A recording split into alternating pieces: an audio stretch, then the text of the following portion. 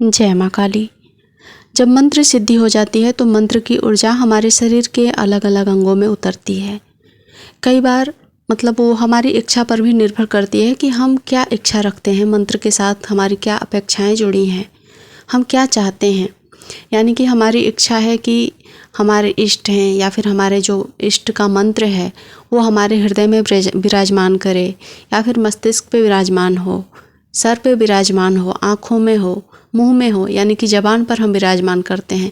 तो इस तरह से आध्यात्मिक पद्धति के हिसाब से उसका जो है एक विधान होता है, उस विधान को करते हुए गुरु परंपरा में रहते हुए इस तरह से क्रियाकलाप जो किया जाता है।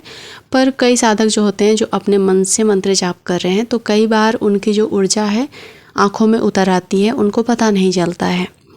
तो कुछ लक्षण मैं आपको बताने वाली हूँ जिससे कि आप पता कर पाएंगे कि आपकी जो मंत्र है उसकी ऊर्जा आँखों में उतरी है या नहीं, उसका प्रयोग कैसे करना है। अब बहुत ही सरल सा प्रयोग है, उसको करके भी आप देख सकते हैं कि आपकी जो मंत्र है वो सिद्ध हो चुकी है और आपकी आँखों में उसकी ऊर्जा स्थापित हो गई है। मंत्र का काम है स्थापित होना। मंत्र जब सिद्ध होगा तो स्थापित जरूर होगा, उसको जगह चाहिए होता है। यानी कि जो भी इष्ट की शक्ति होती है वो मंत्र में होती है।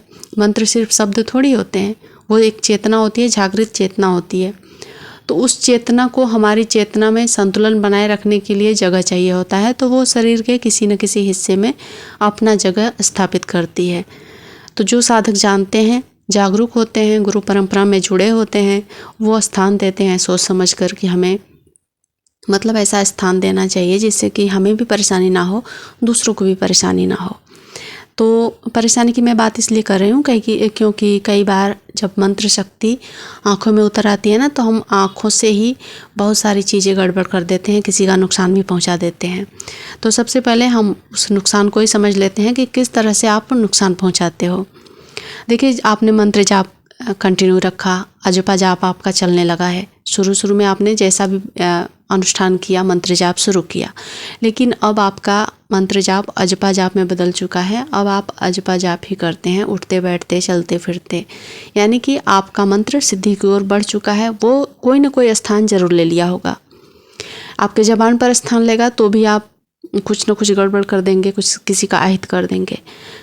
तो ज़्यादातर जो अध्यात्म की अगर बात करूं, शुद्ध अध्यात्म की, अगर आपको किसी का बुरा नहीं करना है, सिर्फ आपको परमात्मा से जुड़े रहना है, तो हम मंत्र को स्थान के रूप में अपना हृदय देते हैं, अपना मस्तिष्क दे देते हैं, अपने इष्ट को समर्पित कर देते हैं, अपने पूरे शरीर को समर्पित कर देते हैं। लेकिन जब साधक अनजान रहता है तो कई बार वो ऊर्जा जबान पे बैठती है, तो जबान से किसी को बोल देते हैं बुरा, उसका बुरा हो जाता है। जब आँखों में ऊर्जा बैठती है तो हम आँखों से देखकर भी बहुत बार बुरा कर देते हैं। जैसे कि अनजाने में आप इस बात को समझें कि जो टोना टोटका वाला बात हो, टोटका नहीं, जो टोना देखकर आँखों से जादू, आँखों में आपके अगर ईर्ष्या भाव है बहुत ज़्यादा, किसी को देखकर आपको जेलसी हो गई, तो सिर्फ आँखों से देखकर भी आप उसका अहित कर सकते हैं। तो इस तरह से जो अहित होते हैं अनजाने में, वो आपके पाप कर्म में जाएंगे, आपका कर्मा बनेगा। तो इस तरह के अहित करने से आपको बचना है, तो ये पूरा वीडियो आप देखिए, ठीक है। देखिए, जब आँखों में हमारी ऊर्जा उतरती है, जो वीडियो का मेन टॉपिक है उस पर आती हूँ, तो जो हमारी इच्छाएं होती हैं छोटी छोटी, जैसे कि छोटी छोटी इच्छाएं होती हैं, किसी चीज़ का आपको खाने का मन कर गया, कोई छोटी सी चीज़ चाहिए आपको, तो वो आँखों से अगर आप देखते हैं उस चीज़ को और इच्छा करते हैं तो वो किसी न किसी बहाने से आपको मिल जाएगी। 24 घंटे के अंदर ये चीज़ें आपके साथ होंगी।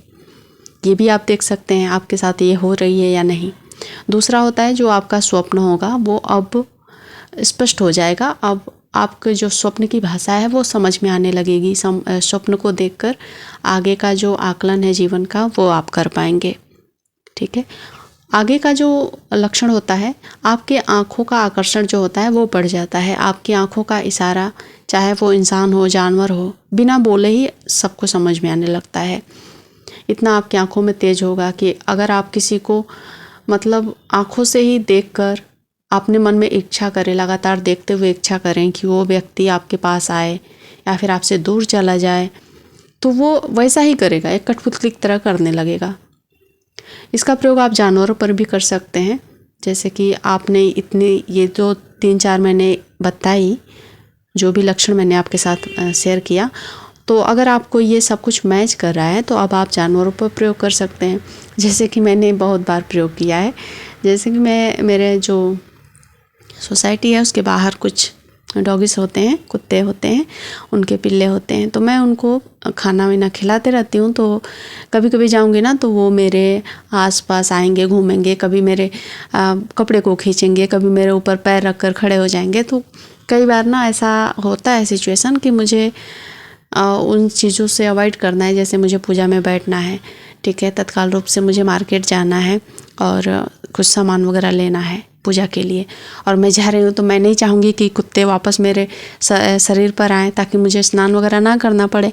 तो कई बार मैं अपने आँखों से ही उनको इशारे देती हूँ कि मेरे से दूर रहना, या फिर मैं उनको ऐसा घूर के भी देख दूँगी तो वो समझ जाते हैं।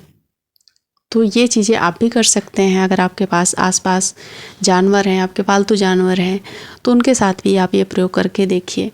अगर आपका मंत्र सिद्ध हो चुका है, आपका मंत्र की ऊर्जा आपकी आंखों में आ चुकी है, तो ये आप 100% कर पाएंगे। आपकी आंखों की भाषा पशु पक्षी जानवर जो भी आपके आसपास हैं वो सब समझेंगे। ऐसा नहीं है कि सिर्फ पालतू, अनजान जानवर भी समझने लगेंगे। बहुत ही तेज़ तेज़ कुत्ता भौंक रहा है, आप जा रहे हैं, आप उसको घूर कर देखेंगे ना कि मतलब अपने मन में इच्छा रखते हुए कि ये यहाँ से चला जाए या फिर ये चुप हो जाए, तो वो चुप हो जाएगा। इतना ज़्यादा पावरफुल हो जाता है आपकी आँखें। तो ये सारे जो लक्षण है वो मंत्र ऊर्जा जब आँखों में उतरती है तो ऐसा होता है। कुछ इसके साइड इफ़ेक्ट भी बता देती हूँ, यानी कि जो बुरा इसका प्रभाव आता है, तो बुरा प्रभाव यही आता है कि जब आप मंत्र की ऊर्जा को कंट्रोल नहीं कर पाते हो तो कई बार ये आँखों में जलन, सूजन या फिर आँखों की तकलीफ़ को बढ़ा देता है। तो ये सारी चीज़ें, वैसे तो मंत्र जाप या फिर कोई भी मंत्र जाप करते हैं, मतलब वो तंत्र में ही चला गया, तांत्रिक विधि, या फिर आप तांत्रिक हो गए। तो कई बार ये चीज़ें हमें तकलीफ़ देती हैं, हम नहीं जान पाते हैं, डॉक्टरों के चक्कर लगाते हैं, पर होता कुछ अलग है तो उसका इलाज नहीं मिल पाता है। तो इसलिए बहुत बार ये बोला जाता है कि आप गुरु परंपरा में रहकर मंत्र जाप करें।